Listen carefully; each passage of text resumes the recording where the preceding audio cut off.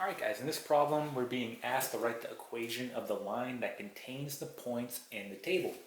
So we can see that we're given this table of values here, and this is going to be a table of points, right? So here are our x values, and here are our y values, and these are essentially going to be points, right?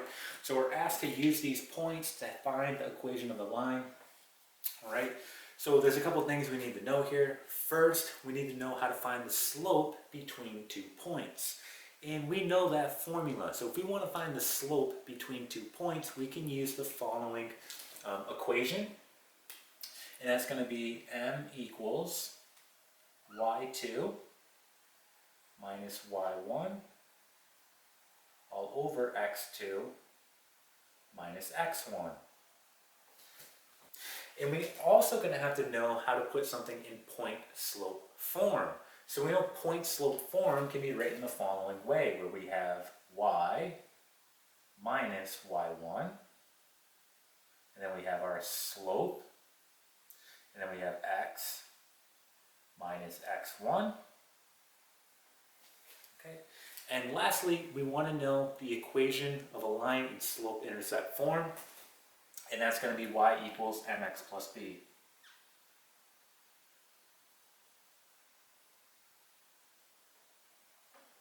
Okay, so knowing that, let's just go right in order. So first we're going to find our slope. Then we're going to put the equation in point-slope form. And then we're going to rearrange it into its final form, or slope-intercept form. Alright, so let's go ahead and find here our slope first. Now I can pick any of these values that I want. So for example, you know that these have to be together though. So x and y, we have to keep these together, right? X and y, keep them together. So I'm going to go ahead and pick any 2 points here. And you want to pick the easier points, meaning I don't want to be dealing with decimals if I don't have to. So I'm going to go ahead and pick this point, and I'm also going to pick this point. Right? And at this point, you just want to label them x1, y1, and x2, y2. It doesn't matter. I could call this x1 or this one x1. It does not matter. You just have to stay consistent.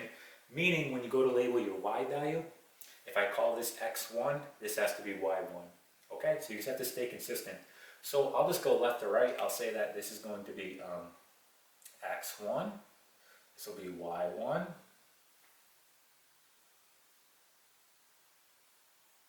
And this will be x2, and this will be y2.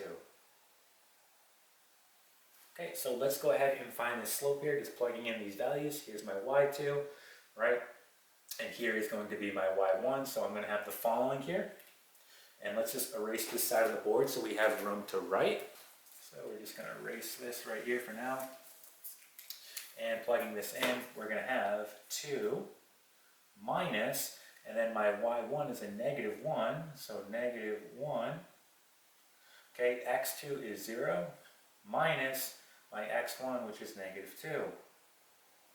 Okay, so what we get here is the following. 2 negatives make a positive.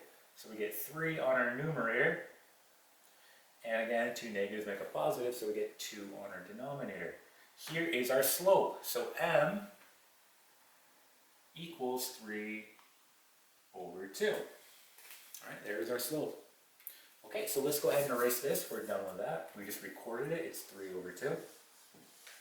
Now we want to go ahead and put this into point-slope form now. So again, the equation for point-slope form is going to be the following. We have y minus y1, and we have our slope, and we have x minus x1. So your y and your x, okay, that is going to stay the same, but we're going to go ahead and fill in these values here. We have y1, we have our slope, and we have x1. So we're going to go ahead and fill those values in. When we do that, okay, we're going to get the following. And for your x1 and y1, you can pick any of these points that you want.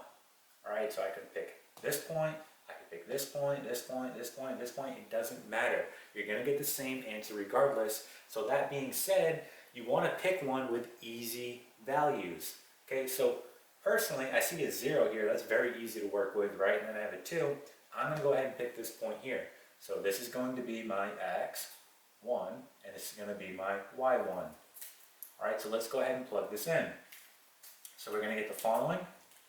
We get y, and I said y1, well that's going to be right here, minus 2, equal to our slope, which is 3 over 2,